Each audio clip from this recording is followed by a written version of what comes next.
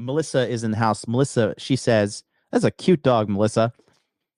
Because of this act, she lost her contracts and is probably blackballed from Hollywood.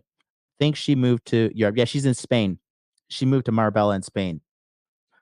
Okay. So let's continue here. Even more incendiary allegations insinuating that Mr. Johnson and the undersigned counsel bribed Judge Leslie C. Green, a retired judge of this court and arbitrator of this case. Mr. Grimes now admits what has been clear all along. No evidence supports this shocking allegation. Under California Code of Civil Procedure, sections 128, 5 and 127, Mr. Grimes is therefore subject to sanctions for advancing his conspiracy theory, which is frivolous, made in bad faith, conceitedly lacking in evidentiary support, and presented primarily for an improper purpose. As my court filing put it, when they tried this, the judge wasn't having their bribery fiction. She found the attorneys, quote, acted with reckless disregard for the truth and law in making the accusations, and, quote, violated their duties and respect and honesty, unquote. The judge severely reprimanded the attorneys for making, quote, frivolous, unquote, claims with, quote, no evidence, unquote, to support them, quote, undermining the dignity and integrity of the courts.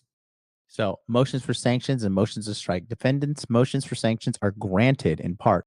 The court imposes sanctions in the amount of $2,500 against Caleb Liang, David Grimes, and LTL attorneys, LLP, jointly and severally payable to the court. Defendants' motions to strike are denied as superfluous.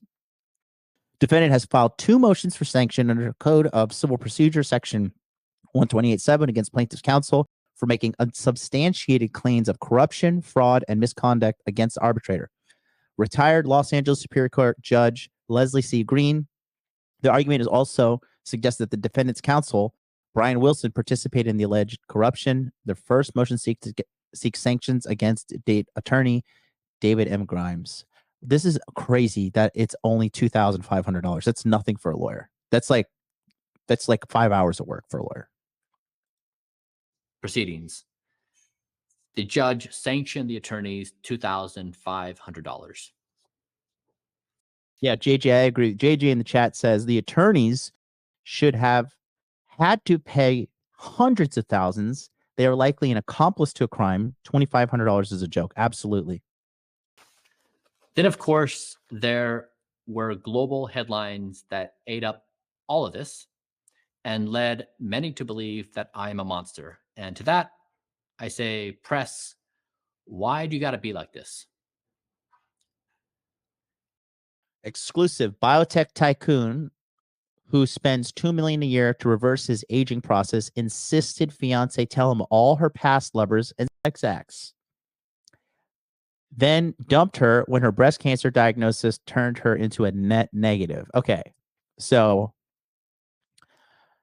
first of all, okay, there's nothing wrong if you are an individual and you are considering marrying someone and you want to know about their previous relationships. Okay. That is done in every part of society. Okay. That's like saying, okay, I want to go to this job interview and they're like, okay, great. We would like to bring you on board, pay you a great salary, give you a benefits package and everything. Could you please show us your resume? Can you just show us the history of your work? You're like, oh, I never. How dare you ask me about my past? Is that, excuse me? Could you speak into my good ear? What are you saying? No. And especially, this is what, when low level women, regular women try to date a high value guy, net worth, millionaire, whatnot, right?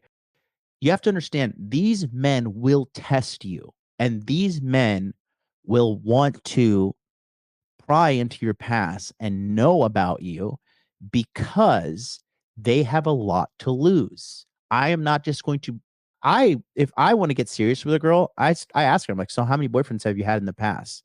And like, like, did you at any point were you out here in the streets, like, thoughting it up and stuff? Because if I'm gonna bring you into my life, I need to know who you are in its entirety. And I will tell you everything you need to know. But a lot of chicks know that this is a disqualifying thing. But as a woman, the best thing you could do is tell the truth. Because if you don't tell the truth and then the guy finds out, now you damage the relationship. Now you broke the trust. And a relationship without trust eventually becomes toxic because then I mean, that's the backbone of all relationships is trust. There's nothing wrong with him wanting to know about her past and all these things. There's really nothing wrong, right? I met a beautiful woman one time and we were chatting, and she was a little bit older. She's like 35, 36. She's a gorgeous girl, gorgeous, gorgeous, gorgeous girl. And, we just got into the conversation of, past lovers and stuff and body count or whatever, because she knew what I do for a living too, as well.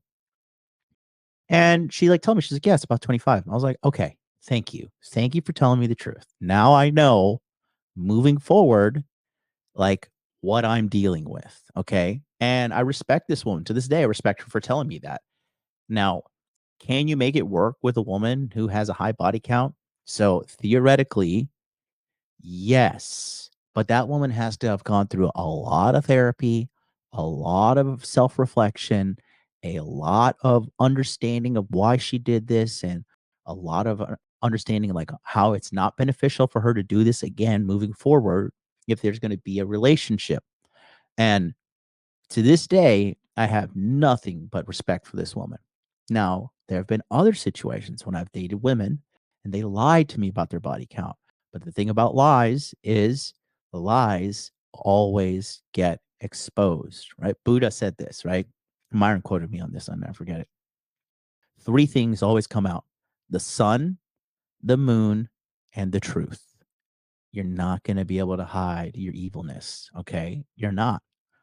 And evil in the sense of lying. Okay. That's because I believe lying. Everybody lies. Don't get me wrong. I get it. We all lie. Right. But like, if you're going to lie to your lover, the one you're supposed to like bring new life into this existence with, what are you doing?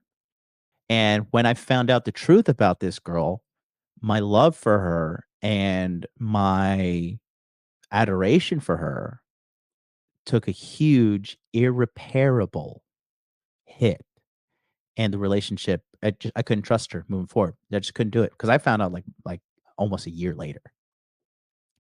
And that was the one time too, I was like, "No, I'm just gonna give her the benefit of the doubt, and I'm gonna be an idiot." And, here we are.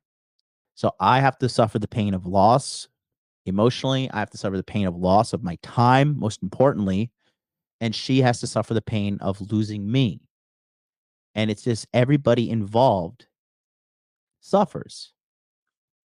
I think what we're kind of coming to full circle with the United States is you got to be a good person if you want good things. You got to be a good person if you want good things. Now, some people will lie and get away with it the rest of their life.